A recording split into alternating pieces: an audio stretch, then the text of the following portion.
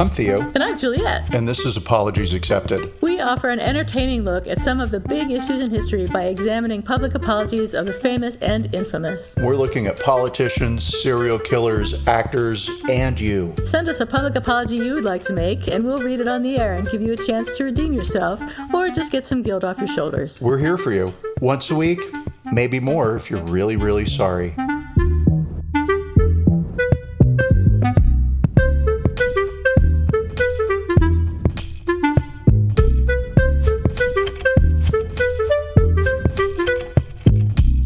Hi, everybody. This is Apologies Accepted, the podcast. The Island Edition. Nice. And I am on a peninsula? Not an island. But you're on an island. And I'm not Theo. And I'm not Juliet. And my peninsula is San Francisco, and Theo's island is Oahu. Yes. And it is very islandy. So the internet is sketchy at best.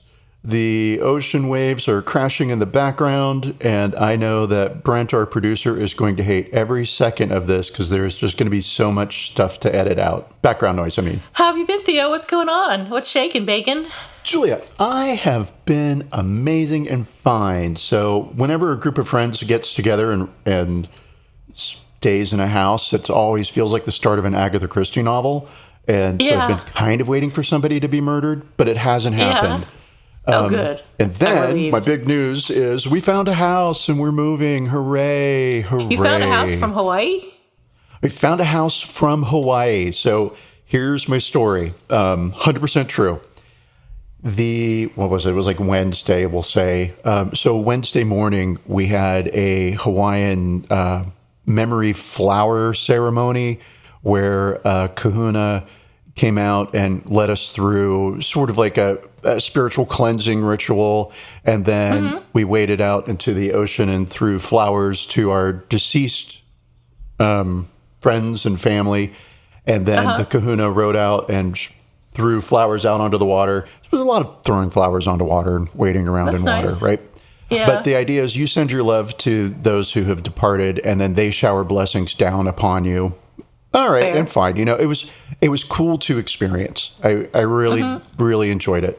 It felt very intimate and personal, and all of us have friends in common, and so we each have.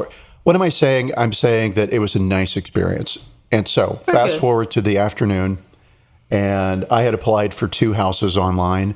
Because I'm in a total panic because we didn't have a place to live. And I'd been applying for houses and not getting return phone calls or emails or anything. And it's like, you guys, you're trying to rent a house and I'm trying to rent one. Do you want my money? Yeah. And so the phone rang and it was the landlord, but I thought it was this one house on Avenue H, but no, it wasn't. And we got really confused. And this house was out of our budget. And so...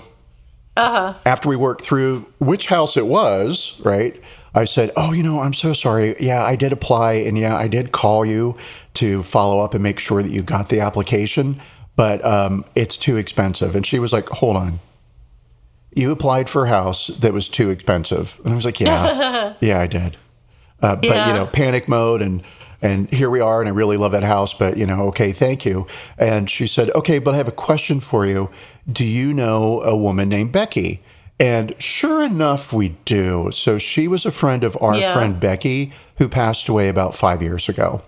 And oh my gosh. How crazy is this, right? I don't know this woman. I have never met her. We don't have any friends in common that I was aware of. But so... she recognized our names from having heard them from Becky. And that opened up the whole, I feel like this is a sign from Becky that you guys need to rent my house. And so let's make this happen. And it did. And I'm going to say I couldn't be more excited. It's a wonderful house. It's a great location. And it's got a good story attached to it now. That's fantastic. Congratulations. Why, thank you. And thank you, Becky, for helping to make this happen.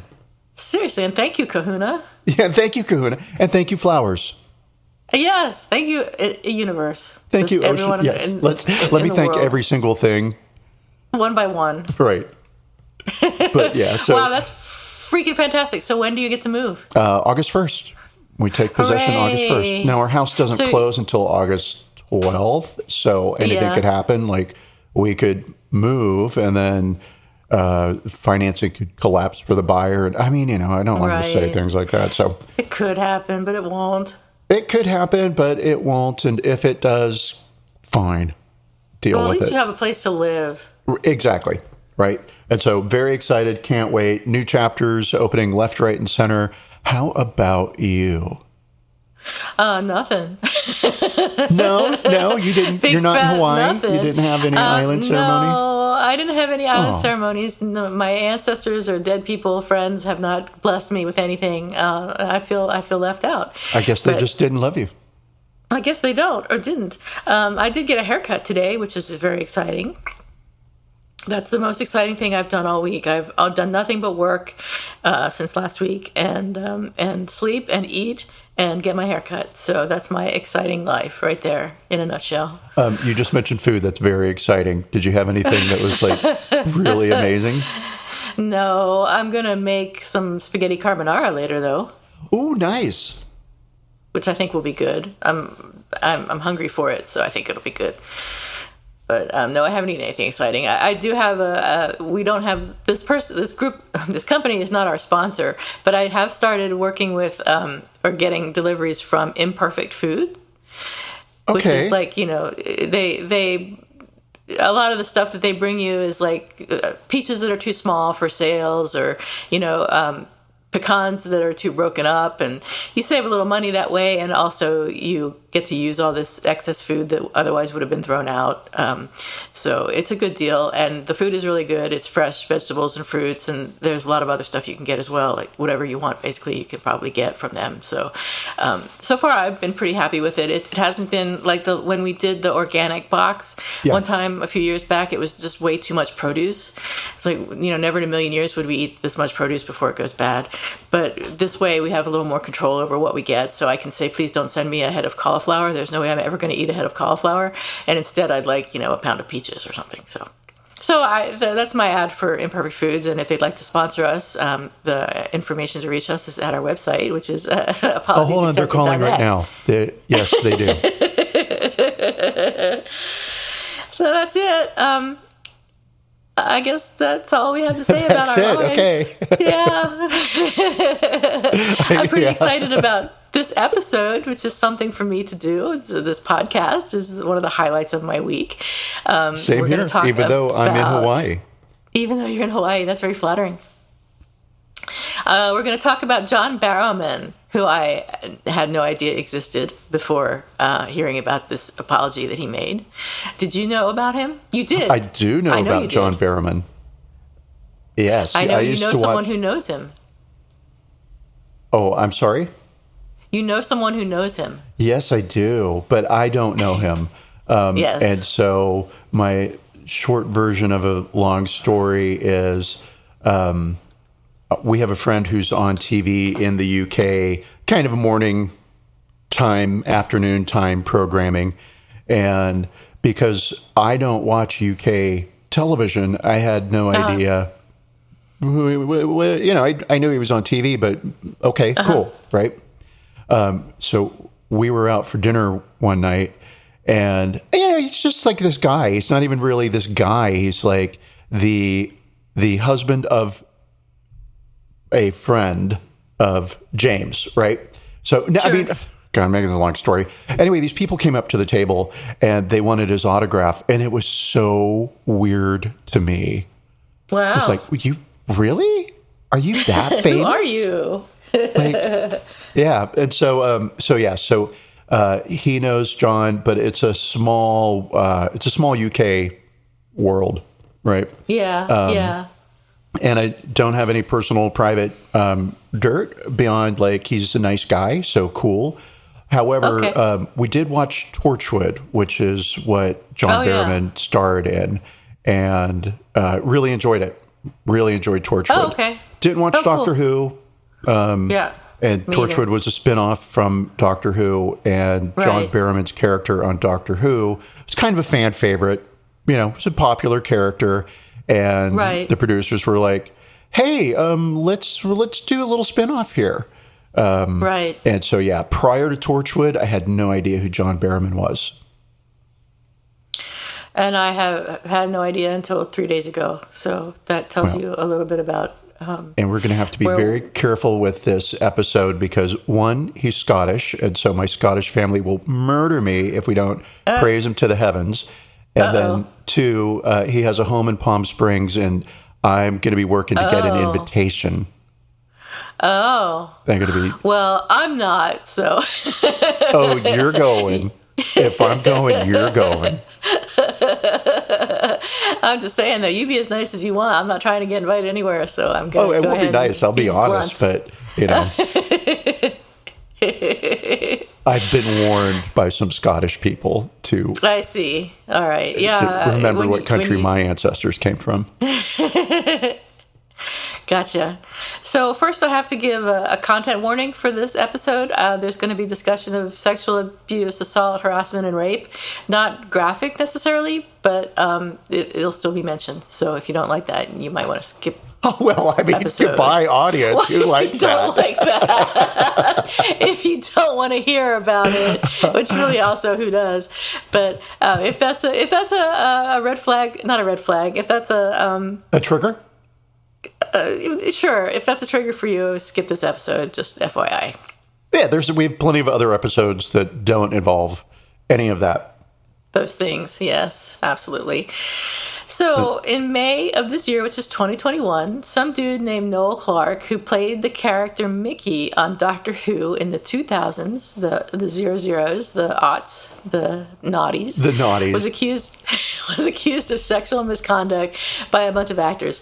So he has not apologized, but the accusations brought up previous stories in the media of the inappropriate behavior of John Barrowman, MBE. Barrowman was appointed member of the Order of the British Empire in 2014 for services to light entertainment and charity. He played Captain Jack Harkness on Doctor Who, and he also has admitted to exposing himself on several occasions to coworkers. Yeah. So various cast members, including Noel Clarke, have claimed in the past that Barrowman would randomly expose himself on set and even hit cast members with his penis at random.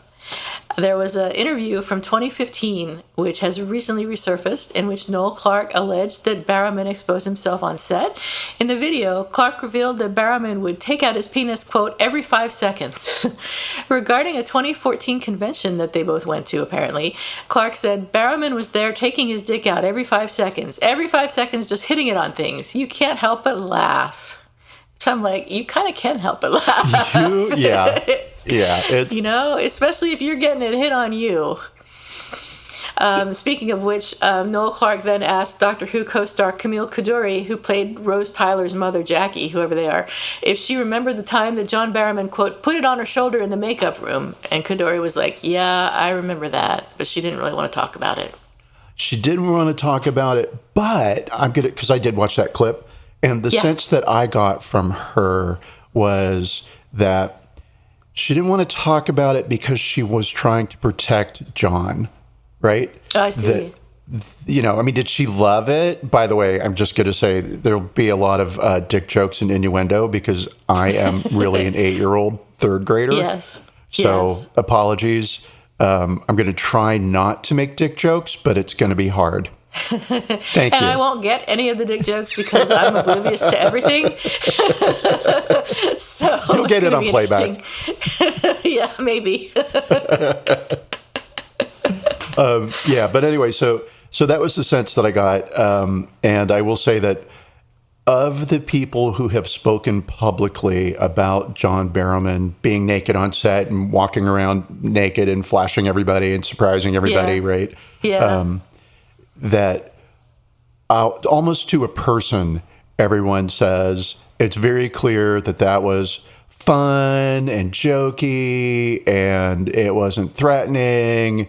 And I'll say, kind of given the personality of the characters that he has portrayed on Doctor Who and Torchwood, which are characters that, a character that is pansexual and flirts with everybody and is comedic, right? That this Like, is in what's his line name with on have you ever seen what's the show with Fry where the dude is always coming on to everyone? I can't remember anybody's name. I have no Futurama? idea. You've probably never seen Futurama. No, I can tell from the silence that you've never seen Futurama. no. Okay, anyway, never mind. Go ahead. Oh well, I mean, that's essentially this idea that an actor who is the part has a problem separating reality from. However, Barrowman did it everywhere. Apparently, not even just on Torchwood and the Doctor Who set. He was on a Broadway. He was in an Andrew Lloyd Webber production. I forget which one, and was standing behind off stage, but so the audience couldn't see him, but the actors could, and pulled his dick out to try and make the actors on stage laugh. Okay. Yeah, I see. All right. Yeah. So, sort of like what you just described, he first apologized for sexual misconduct in about 2008 after he pulled down his pants during an interview on BBC One Radio. And he was apparently goaded into it, according to The Guardian, by the presenters of the Switch program on Radio 1, which prompted the BBC to issue an official apology, saying the BBC is against all forms of inappropriate behavior and we're shocked to hear these allegations. Shocked, I say. Shocked. Barrowman himself apologized at the time. He said, "I apologize for any offense I have caused. I was joining in the lighthearted and fun banter of the show and went too far. I was wrong to do this and it will never happen again. I really appreciate the great support I've received from the BBC over the last few years and would never intentionally do anything to undermine the integrity of the corporation." And I would say probably true. Fair enough, right? Why would you bite the hand that feeds you? Right. But I don't think he stopped on Doctor Who and Torchwood. Their one crew member who was a runner and driver for Doctor Who said he'd just sort of have his balls hanging out his trousers or something, which he just thought was really funny. So and dumb. Another former... right? I mean, what? It's not if someone clever. did that to It's me not funny. at It's work, stupid. I'd be horrified and disgusted. I mean, I wouldn't laugh. Maybe it's just me. I wouldn't But laugh. I don't want to see anybody's balls. No, especially not like in a normal situation. In a professional setting. Jesus. Right? And someone else said, sometimes he'd call me into his dressing room. I would knock on the door and he'd say, "Oh, look at this." And he'd just have his willy out standing in the doorway. It was kind of accepted that it was his thing. She added that she did not feel unsafe by his behavior, but found it really uncomfortable. Yeah. I guess so. You know, and, Extremely uncomfortable. And I mean, we'll get to this, but we have what Noel Clarke, who was on Doctor Who, what he did, right, which was sexual harassment, Assault, sexual comments to people, unwanted touching. According to the women who are complaining, over 20 women have come forward to issue complaints against Noel Clarke. And it's interesting to me that when these allegations broke, and so here's kind of what happened with this Noel Clarke guy. This is why John Barrowman is being discussed in the press right now. So in April, Noel Clarke was awarded a BAFTA for Outstanding British Contribution to Cinema. He's not just an actor, he's a producer, a screenwriter, and a director. And he has several different projects that are in production and airing on BBC and ITV. So he's a player. He's like a really important guy. And he was handed this award by BAFTA for his involvement in British cinema.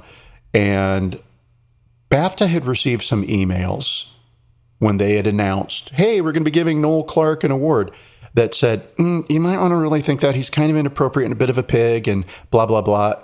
And the BAFTAs said, "Well, these complaints are anonymous and there's not much that we can really do with them. There's no way to research them. So we're going to give him the award." And when they did give Noel Clarke the award, a couple of women came forward publicly to share their experiences with Noel, right? And so within quick succession, a few more women came out. Some interviews were given with British newspapers, particularly The Guardian, which is a good newspaper. It's a solid, well-respected. Quality. Yeah, I trust The Guardian when I read an article. Unlike the Daily Mail or the Sun, right? Which is like a Star magazine for our American listeners, right? So it could be meh, who knows? But so once these allegations came out, and I don't want to say the floodgates were opened, but we'll say the floodgates were opened.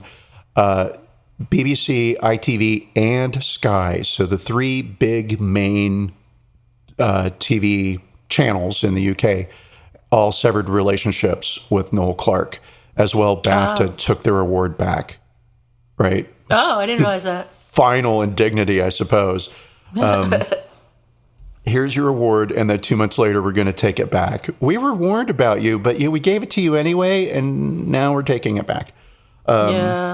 So anyway, so all of that happened pretty quickly. And, Mr. Clarke is a powerful, wealthy TV movie producer. He's got attorneys. He's got loads of attorneys. So through his attorneys, he's denied all allegations except for one woman's claim where he says, listen, I did say inappropriate things to her, but I apologized. And the rest of what she is saying is just not true.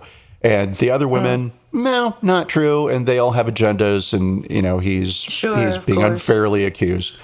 But so in the midst of all this, oh, surprise, this little clip of Noel on stage from 2015 suddenly appears where Noel says on stage, well, John Barrowman always has his dick out, right? It's kind of accepted that public nudity happens and the public nudity is John, right? And that his dick is everywhere and it's touching people and blah, blah, blah. And so that's very much, I don't know that Noel Clarke put this out, right? But in the story that I'm inventing right now, he did or somebody in his camp did.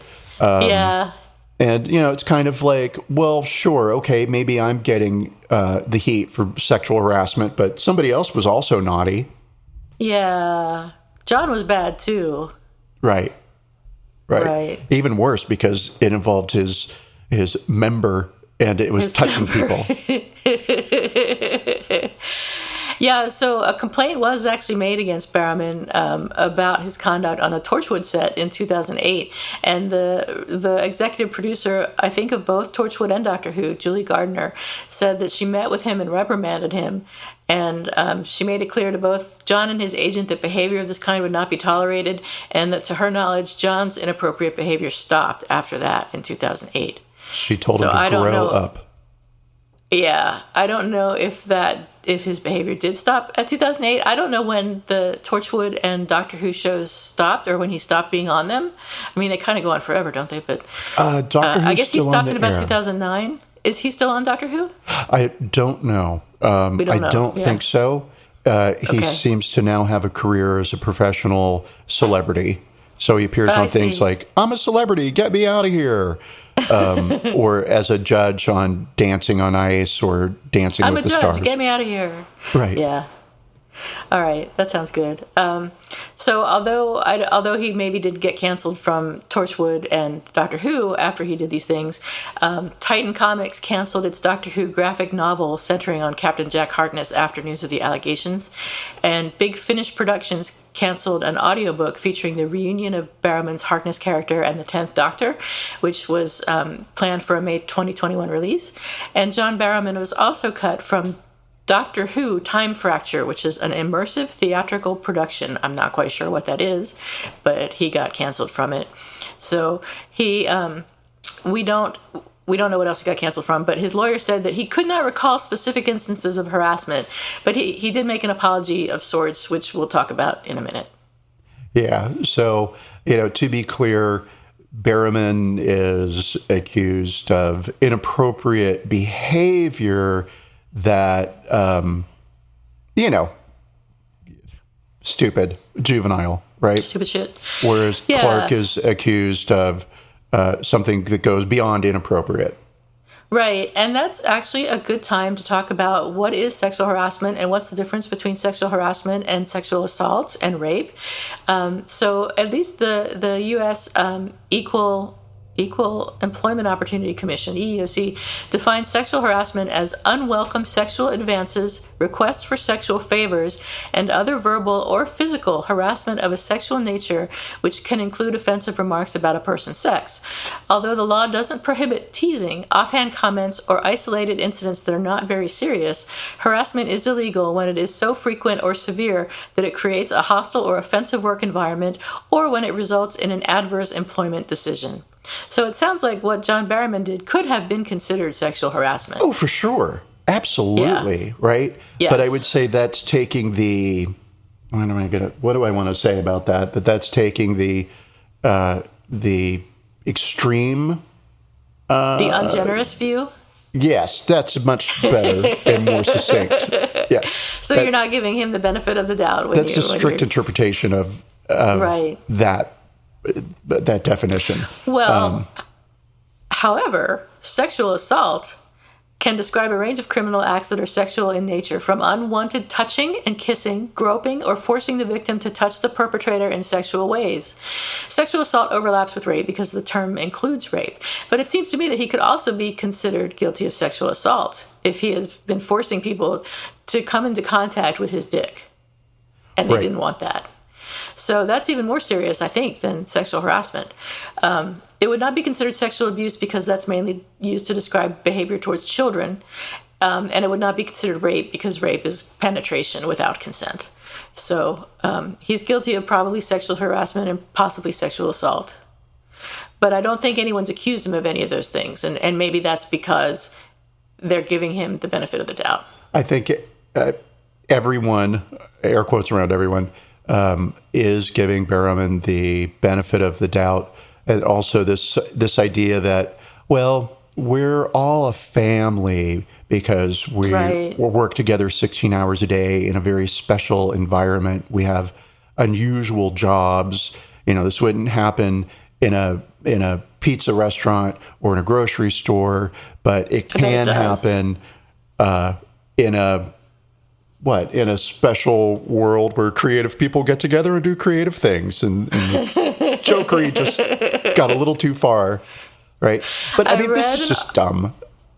Yeah, it's dumb. And I read an article in the Mary Sue which said that Barrowman's behavior speaks to a culture of boys being boys that allows for this kind of exposure to be normalized. And it also makes it hard to speak up when doing so may get you labeled as a killjoy. So I think this kind of behavior is inappropriate and should not be permitted because it makes this type of behavior, like they said, more normal and makes it harder for people who are being harassed and assaulted in even worse instances to speak up. Yeah, totally agreed. And it's just inappropriate, period. Well, it's unprofessional and inappropriate. And that's the thing, too. It's like, why was it allowed to go on so long, right? Right. And perhaps nobody complained because everyone was like, and, this is me taking some of what Barrowman has said, everybody knows me. Everybody knows I would never hurt them. Right. And just saying, oh, that's John being John. And, oh, he's adorable. It's fine, right? I guess, let's say they understood who he was and they got the joke, so to speak. And more likely, he's the star and he's doing this stuff, and you don't want to speak up against something the star is doing when the star thinks it's just fun. Well, there's that too, right? I don't know. I mean, I'm not defending Barrowman, but I'm kind of defending Barrowman. It's like, everybody knew who he was and how he meant it. But that's making assumptions that everybody knew how he was and how he meant it. Right. Certainly there were people who did complain because he got spoken to in 2008 and told, grow up, stop it. Yeah. And so it's inappropriate. It's juvenile. It doesn't show the best decision making. He has gone into therapy for it. Oh, that's good. Recently. Yeah. And I'm going to say, whenever you go into therapy for something, you are taking ownership of that problem. And and acknowledging that it is an issue. So you don't then get to dodge the issue, which is, well, we'll talk about it, but that's a lot of what he's doing. So, Barrowman's in therapy right now, and he says, my husband Scott suggested I talk to somebody. I won't discuss what I've said in therapy sessions. That's a matter of doctor-patient confidentiality. All of a sudden, he cares about discretion. But I don't mind admitting it's helped me a great deal. He also has slammed cancel culture for, and this will be a direct quote, not respecting the mental health of the people they're trying to cancel.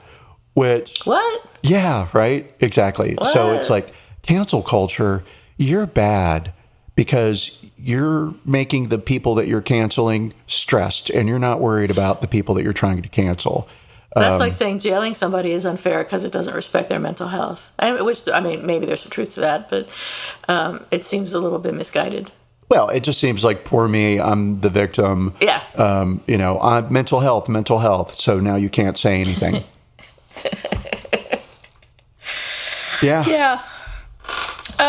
So in addition to everything we've talked about, after these 20 women accused Noel Clarke of harassment and assault in May, more than 900 members of the British entertainment industry, including the presenter Dermot O'Leary, the actors Jim Sturgis and Rupert Graves, and the former Channel 4 Commissioner Kelly Webb Lamb, signed an open letter calling for, quote, an end to this culture that turns a blind eye to predators and harassers operating in plain sight. So that's good, I think. I don't know if it has had any effect. Probably not. Yeah. No, of course not. It's at least nice that some people will put their names to such a letter. Hopefully they'll do something about it if they see somebody like Barrowman, whipping it out in public again. We'll see. I mean, again, it just gets down to this thing of like, how old are you and what are you doing? And why did people allow you to do this? Why didn't a producer or a director or, and it could be that literally everybody was just in on it and understood like, oh, this is how he is. Or it could have been a situation of, well, he's the star and this is what we have to live with. Right. Or maybe, I don't know, I could speculate all day, but I just don't know. Apparently it was pretty widely known, though, that he did this sort of thing. So I can't imagine that the management wasn't aware of it. I'm sure that management was part of it in some ways, too. So that's unfortunate. So how common would you say that sexual harassment is? Like if I asked you what percentage of women experience sexual harassment at the workplace in their lifetimes, what would you guess? Oh, wow. Well, I would say the numbers would be shockingly high. I have seen women in corporate environments who were, I'll say, sexually harassed. And even just in terms of like comments on their appearance, right? In sexually assertive, aggressive ways. So if I had to throw a number against it, all of them is too high, but pretty close to all of them. I would kind of say all of them too, frankly. So according to a study by some folks called Feldblum and Lipnick in 2016, they did a meta study or something, and it shows that studies estimate that anywhere, this is a huge range, from almost a quarter to more than 80% of women experience workplace sexual harassment in their lifetimes. And I would say it's got to be up towards that 80%, if not greater. Easily. I'm sure that it's not reported most of the time that it's done. So we just don't know that it happens all the time, which it does. And sexual harassment and assault at work. Go ahead. Oh, yeah. Sometimes it's just more trouble to report harassment. Most of the time, yeah. Yeah. It's like you're going to look real petty if you go into HR and you say, he commented on my skirt and my legs and said, something, right? That would be inappropriate, that you wouldn't say to your mother. Right. HR is just going to be like, oh my God, why did you bring this to me? Deal with it yourself. Why are you making it a problem? Right. Then it becomes the woman who's the problem for bringing it up. And, it's like when I worked. Well, we can't blame a man, so be clear about one that. time I worked at a company where the CEO and one of his vice presidents had sex on a conference table. And the reason that we all know this is because it was filmed by the conferencing equipment. And they had sex with each other? With each other. And the CEO may still be the CEO of this company, and the vice president got fired. And she's a woman, and he's a man. So, So they fired the woman. They fired the woman, basically. Yeah. So that's what happens a lot of times when you report sexual harassment. Is there are negative consequences for the woman, not just from the sexual harassment itself, and those consequences for that can include physical and mental health problems, career interruptions, and lower earnings. But you could get fired, or you could get fired for something else, right? Like you were late one day or something, and they just blame it on that, as opposed to saying that you did it because you reported the CEO for you're too sexy to work on here the conference room table. Yeah, and if there's other discrimination or harassment involved, like on the basis of ethnicity or sexual orientation or anything else, then, if the sexual harassment issue comes up, it just makes it all the more likely that you're going to get the short end of the stick, I think. So to speak. So. I can't help it. Yeah. I can't help it. Honestly, the dick jokes just write themselves. So, yikes. Yeah, that would be bad. And I can see where kind of using that viewpoint where people wouldn't have gone to complain about John Barrowman because, right. Well, he's showing his dick, but he's laughing, and other people are laughing too. And so, yeah. And Noel here is being a complete dick. Oh my gosh. Let me share this with you about what one of Noel Clark's accusers has said publicly. So Gina Powell worked for Clark as a producer between September 2014 and March 2017, producing a series called Brotherhood. And she told The Guardian that Clark would constantly harass her, on one occasion telling her that when he hired her, he had planned to fuck her and fire her before deciding to keep her on. She also alleges that Clark would brag about storing sexually explicit pictures and videos on his hard drive, including footage he told her that he had secretly filmed during auditions of actresses that he would ask to perform naked. And so, I don't know, like it's not fair for me to say that in all of his series, but I have no idea who he is. I've never heard of him prior to doing research on this. But he has a lot of series out there. And one kind of comment is there's a lot of female nudity and feels a bit unnecessary in all of his series. I see. And so, yeah. Now, while there are many women, 20 of them at least, who have come forward to accuse Clark of sexual harassment and bullying, for not complying with his sexual requests. There are a few people that have come forward to defend him, his attorneys who are getting paid to do that. But there have also been a couple of other people that he works with who've said, he never harassed me. He seems like a really great guy. But I think more importantly, nobody other than the Clark team has come forward to say that these 20 women are all known liars. I see. That's good. Well, yeah, I'm sure there's people he didn't get around to harassing yet. So, yes. There's always going to be people who thought that the harasser or whatever was a nice guy, because you can't harass everybody. There's just not enough time. Well, and some people just, you don't want to harass. Yeah, some people, it's just not your type, not your harassing type. Yeah. So there you go. So Barrowman, who's 54 years old, if that matters to anyone, said that he's changed in the years since his apology in 2008, and said that his, quote, high-spirited behavior was only ever intended in good humor to entertain colleagues on set and backstage. With the benefit of hindsight, I understand that upset may have been caused by my exuberant behavior, and I have apologized for this previously. Since my apology in November 2008, my understanding and behavior have also changed. Yes. And kind of a shit apology. Well, it is, and there are people who are saying that this is being blown out of proportion. That was a dick joke. Thanks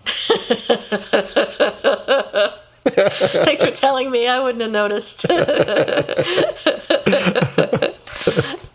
Nor should you, because that was a bad dick joke. That was stupid. But then so is an adult. I mean, what? All right, 2008, let's do some math. This is 2021. So that was like 30 years ago. And what? He was 40 something. I mean, Right. you're 40-year-old adult male who... He should have known better. He wasn't 18. Even at 18, there's really no excuse. Yeah, But as an adult, that's not high-spirited behavior, for God's sake. No, it's not. It's stupid. And, of course, Barrowman says, well, actors and actresses have to get undressed in front of each other all the time. You have to... Do they know? Well, they do. I mean, I don't know this to be true, but it sounds reasonable that it happens a lot in the theater, right? Where you have quick costume changes and you're behind, behind the scenes together, getting undressed and dressed. So sure, maybe, cool. Absolutely. Why not? And the other point that he raises is there is a lot of nudity on TV, particularly British TV. I mean, it can get a little not safe for the kids real quick. Yeah. And so his point is you're naked on set a lot. You're wearing a robe, you're walking around, you're waiting for your scene to get filmed. Sometimes it's a sex scene, sometimes it's just a scene to be sexy, right? And so no big deal is his defense. I see you're buying that. I disagree. I think it's important to behave professionally, even when it is a television show. But maybe that's my puritanical American upbringing. 100%. Yes. I'm a giant I should be prude. comfortable with people walking around naked all the time, just everywhere, at random. They do that here in San Francisco.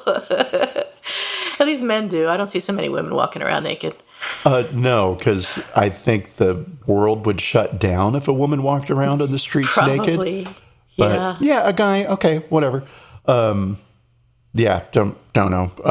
But I was wondering, okay, so John Barrowman's walking around naked and putting his dick on people's shoulders, right? Because he thinks it's funny, right? And some of those people found it funny too, or charming, or whatever, right?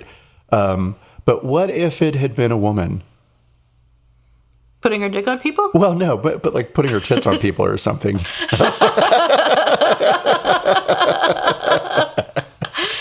I suppose it depends on a lot of factors. It might be funny. I would be distressed if a woman came up to me at work and flopped her tits on my shoulder. Let us imagine it's not a random woman in the grocery store coming up to you, right? It's my boss. Let's imagine it's a coworker, who's known for being flirty and fun. Lighthearted. Yeah. Hey, Juliet. Look at this. Right. Guess how heavy these are. I can't even imagine that happening at work. So I can totally imagine various men at work doing it, but not I have no problem imagining a guy doing it. As a matter of fact, it's hard for guys to restrain themselves. Thank God they do. All want to just rip our clothes off and walk around naked all the time. Yeah. So back to the apology. I find his apology poor, and I would give it. I think he may have changed his behavior, so I give it a 2 because he may have changed his behavior. But the wording of his apology makes it clear that he doesn't understand what he did and how it could have made people uncomfortable and affected people's careers at his place of business. So I give it a 2. What would you give it? Oh, I also give it a 2. Cool. It's just not. It's a lot of not my fault.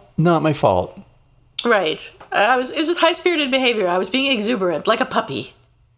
Exactly. Yeah. There's a lot of language in there that's a lot of minimizing going on. Totally. Exuberant. Yeah.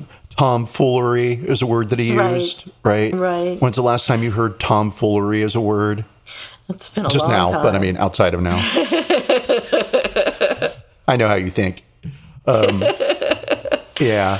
Now, so as you mentioned, Barrowman has had a few projects canceled, and he's had his appearances in certain projects pulled out, right? So the project might air, but the clips with him in the episodes aren't being shown, but he is being given a second chance by ITV. One of the, I think it's a producer on ITV on Dancing on Ice or Dances. There's a lot of dancing shows in the UK. Wow. Has said in regards to Barrowman's past behavior, he knows it was a really daft thing to do, but it was a long time ago, and there's no chance of it happening again. We're drawing a line and moving on. Well, all right then. Which is also what Barrowman has said. He's issued his apology, and then he said he's drawing a thick black line under it and moving forward. And everyone else should too. Oh, totally. And, you know, I mean, I'll say this. I do believe in forgiving and moving forward, right? Mm-hmm. And so I think Barrowman has a point when he says we kind of linger too long on the fact that somebody did something wrong, and we never allow that person, but you know, that person gets pinned with that sin for the rest of their lives, right? Like poor Chrissy Teigen, who is going to be working through her bullshit for still some time to come. And, you know, maybe deservedly so in the case of Chrissy Teigen. John Barrowman, maybe you've learned your lesson. You're 54, so I think fewer people want to see your dick now. Yeah. That's ageist and unfair. I don't know. I mean, I don't know. I think that some things should not be forgotten and just shoved under the rug. Some things should be remembered, and you then have a little more caution about dealing with that person. Like, I probably would not want to be alone in a room with John Barrowman. Not because I think he'd flash me or anything, but, you know, he just seems like a guy that doesn't have a good sense of judgment, like you said. Zero judgment. Right. And I wouldn't trust him to have any wits about him. So I keep away from him personally. And I think that's fair. I mean, I wouldn't say that that's unfair. I would say that I would be, when I get invited to his house and he tells me what he thinks of this episode, I would make sure that I left before the drinks started flowing too freely, because it feels like he has a lack of control. Yes, I agree. I think that's wise. Yeah, it is. So I will be leaving after the fifth martini. All right. You have a higher tolerance than I thought you did. Yeah, well, you know, there'll be small martinis. So who's sorry now? Oh, well, who's sorry now? I have one, and it involves nudity, public nudity. Okay, on my go for part. it. Yes.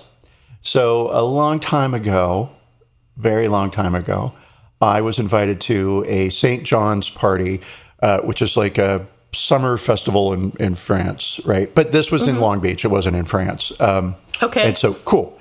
And part of St. John's night is you light a bonfire and you make a wish. And I was thinking, yeah, this is so cool, jumping over fire and making a wish. It's so pagan, right? And maybe my wish would come true faster if I jumped over the fire naked. So, you know, there's logic there. I took my clothes off when, but it wasn't a packed party. It was a big yard and the fire was way in the back. So I wasn't like looking for attention or anything like I normally would be.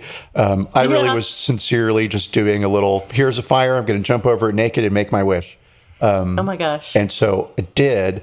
And I didn't think anybody saw me, but it turns out that everybody saw me. And the next day, my friend Jody was like, what the fuck did you think was going to happen? And I was like, it was dark. It was night. I'm in the back corner of this big yard. And she was like, yeah, but idiot, you jumped over fire.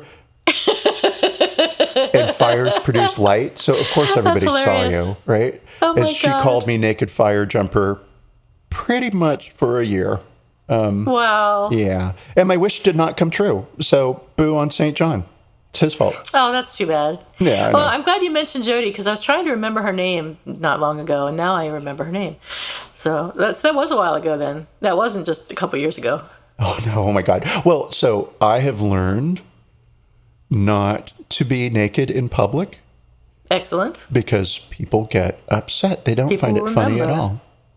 So I've stopped that tomfoolery, but it's everybody else's fault. Good.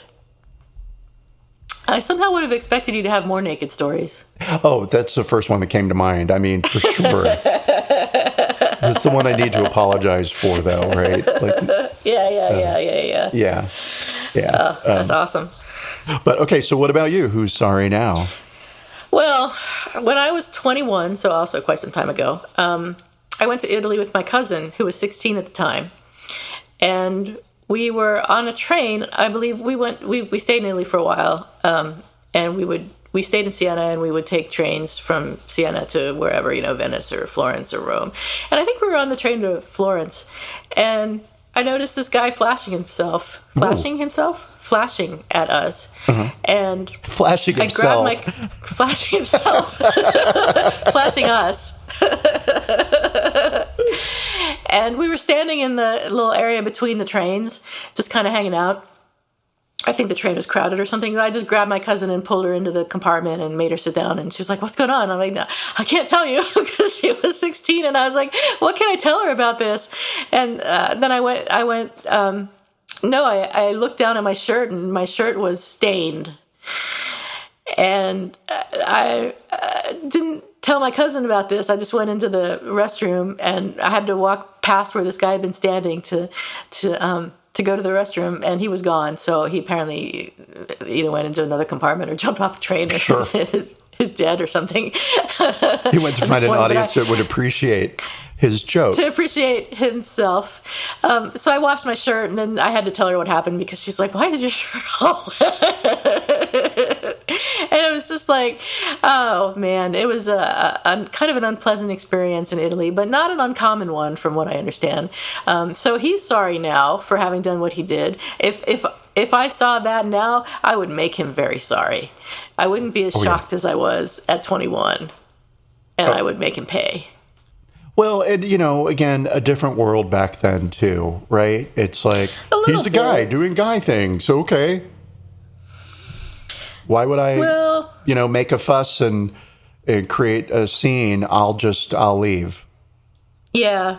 I mean, that's true. I was a little intimidated, and I was concerned about my cousin. I mean, I know she was 16 and she wasn't like 5, but still, she was just a little bit young to be seeing a guy waving himself all over the train. So. Yeah, exactly. But of course, we laugh about it now. Well, but if were the same thing to happen today, it's not even so much that you're more of an adult. It's just, it's a different culture. Right. Now we have permission to consider such behavior not only inappropriate. But wrong. Yeah. Back in the day, it was just nude. I remember the days of the 80s when everyone was nude all the time, including you. So, all right, that's it. Is there more that we need to discuss? Are we done talking about this? Not that I'm trying to get you off the podcast or anything, but that's all that I have to talk about. I would say I think we have covered the John Barrowman subject. It's a relatively poor me apology, and so fuck his apology. I wonder if we met him, if we would think he was charming, or if we would think he was smarmy and gross. You think so? He is so family friendly. He's a family favorite entertainer in the UK, and when he's on a show, it's like you just know it's going to be a good time. Oh wow! But no, that's and he'll the UK has a very different sensibility about these things than Americans do. He'll be very quickly forgiven, and there'll be a minor blip in his career. Okay. The other guy, though, he's in trouble. Yeah, hopefully. Good. Okay, thanks for the podcast, Theo. You're welcome for the podcast. And thanks for the podcast, all of our many listeners. We had 51 people download our episode about Billie Eilish, which was super exciting. Crazy, so, and that number's actually 99 all 51 now. Of you. It's 99. Wow, we have almost 100 listeners. Yeah. or for that episode anyway. And with That's amazing. zero effort on our part. I mean, Very little effort. outside of recording. We have done no marketing, so None. Our rise could be said to be meteoric, in fact. Yes, I would say we can definitely give ourselves an award. All right. Yay. Next episode, the award episode. Oh, All that's right, what we thanks, should Theo. Yeah, we should. And we should say goodbye. Okay, everybody. All right. We don't want to end. It's too much fun. All right, bye, everyone. Bye, everyone. See you next week. Bye.